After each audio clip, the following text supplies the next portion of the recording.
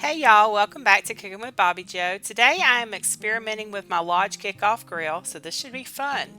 We are going to be smoking some baby back ribs. They had a 2-day sale at Food City, and Smithville baby back ribs are $2.99 a pound, and I stocked up. These are usually going for about $6.99 a pound, but this pack cost me $11.81 for almost 4 pounds. I removed it from the packaging, rinsed it, and then cut the slab in half. My Lodge Kickoff grill is only 12 inches in diameter, so in order for the entire slab to fit on the grill, I have to cut it in half. Next, I'm removing the membrane, and just get a knife and get under the membrane. If you start removing it and it seems to be sticking too much, just take your knife underneath and cut it.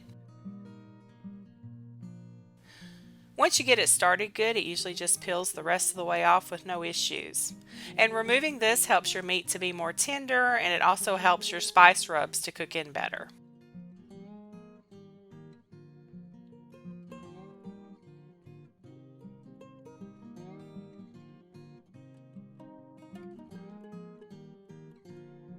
I place it on a foil-lined baking sheet and I pat it down with paper towel to remove any excess moisture. And you can use your favorite rub for this. I'm just going to make my own. And don't be scared to experiment with different spices to find out what you like best. I'm going to be using smoked paprika. I usually don't measure this, but I will for the sake of this video. I was going to do about 2 tablespoons, but since this is the last of my smoked paprika, I think this ended up being about 2.5 tablespoons. 1 teaspoon of onion powder,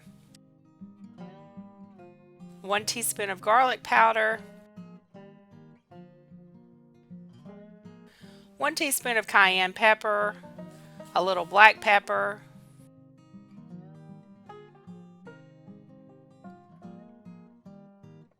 about 1/2 teaspoon of salt, and I mix all that together.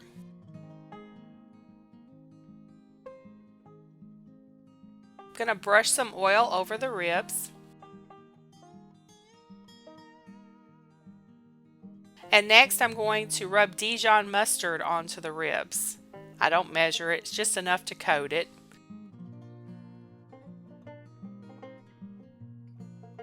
You can use gloves if you don't want mustard all over your fingers.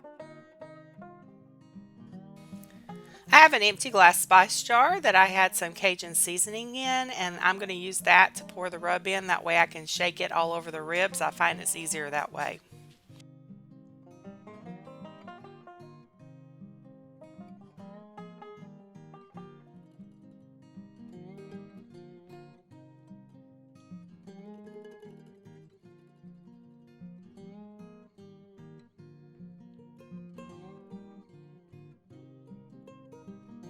Okay, now that that's done, I'm going to let this sit for about 15 minutes so it soaks into the mustard before flipping my ribs over. Alright, now I just do the same thing on the other side.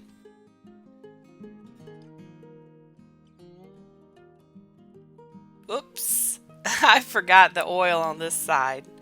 I'll just drizzle it where the mustard is and rub it in with the mustard.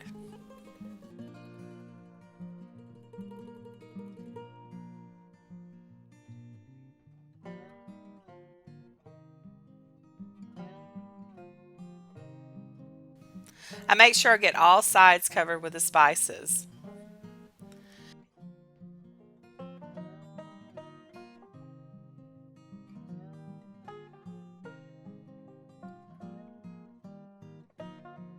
Now I'm going to place foil over the top and place these in the fridge until tomorrow. You don't have to do this overnight. Some people just do 30 minutes to an hour.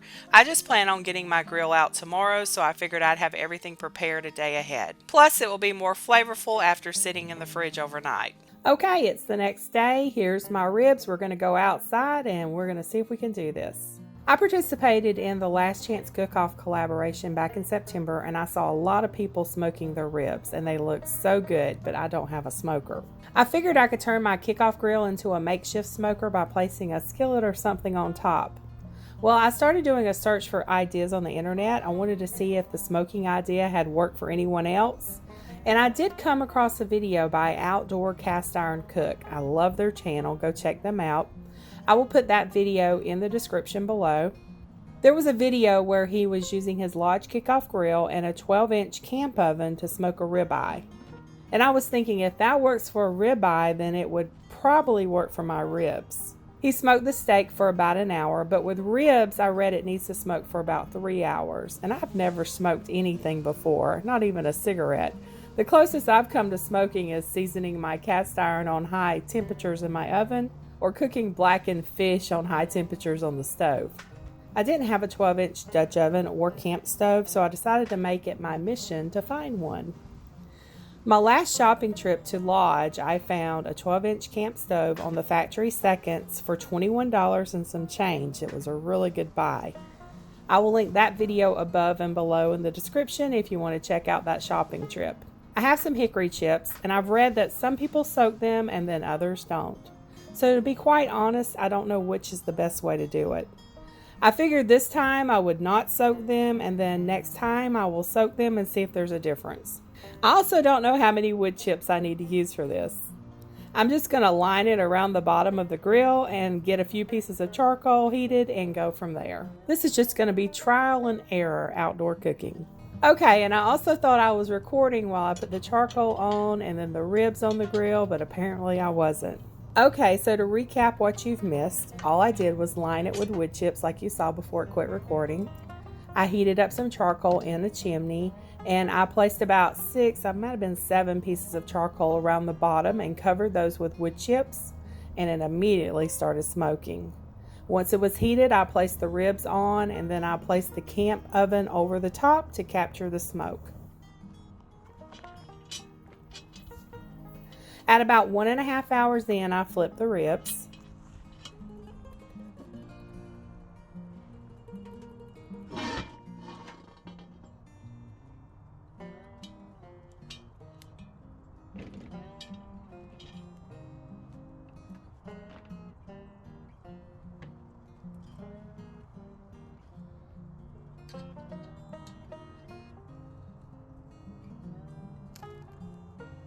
They're looking and smelling pretty good, y'all.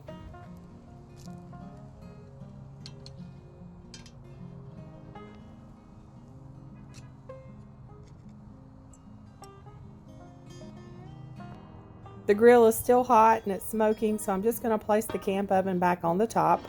Now with the Lodge Kickoff grill, you just control the heat with the air vents on the side. You turn it to open or close those vents. About every 45 minutes, I remove the camp oven, then remove the grill grate with the ribs, and I make sure the wood chips are still good and hot. Usually I just have to stir them up a little to get the wood chips on the charcoal so it'll start smoking again. Then I place the grill grate back on and the camp oven back on top. By 2 hours time, I did add a little more wood chips and charcoal. Okay, I've been smoking them for almost 3 hours, so I'm going to go ahead and grill them now. I'm placing more coals on the wood chips to get more fire going.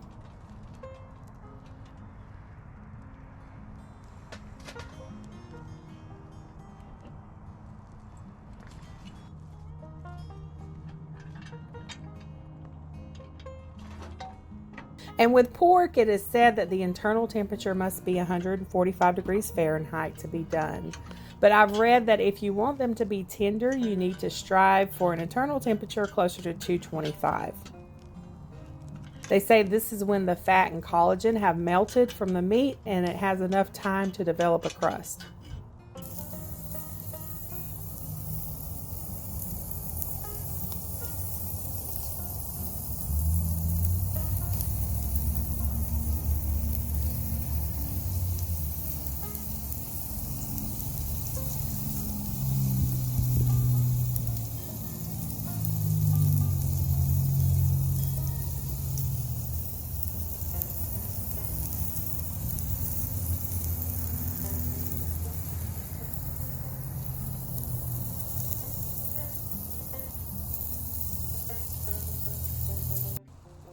Altogether, these smoked for 3 hours and grilled for 40 minutes.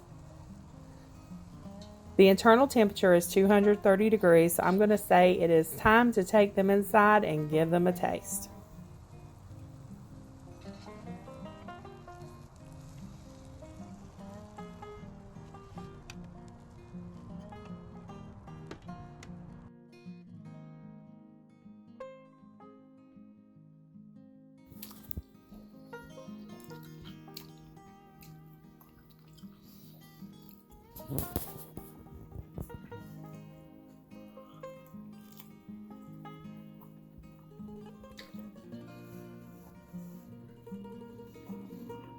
This tastes as good as it smells.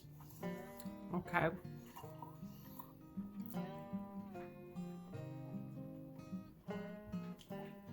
Oh.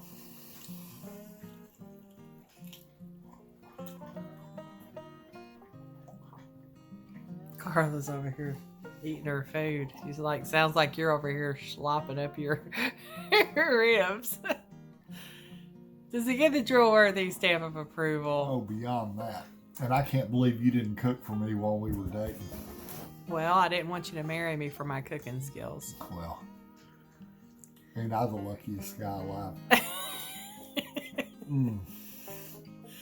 This is so good. And look how clean it is off the bone. Mm-hmm.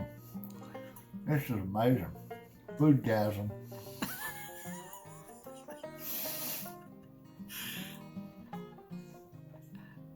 Okay.